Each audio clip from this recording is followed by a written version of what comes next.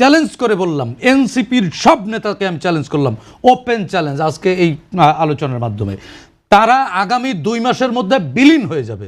তাদেরকে খুঁজে আপনি আতশি গাছ দিয়েও পাবেন না।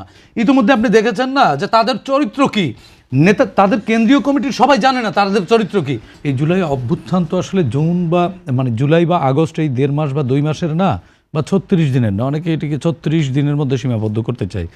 এই প্রত্যাশাটা হচ্ছে গত 17 বছরের যে রিজিম, 1-11 থেকে শুরু করে বিগত আওয়ামী রিজিমের মানুষের যে স্বপ্ন, এই স্বপ্ন এবং মানুষের যে প্রত্যাশা, এই প্রত্যাশাগুলো পুঞ্জীভূত হতে হতে এটা একটা মহাস্বপ্ন, মহাপ্রত্যাশায় রূপ নিয়েছে।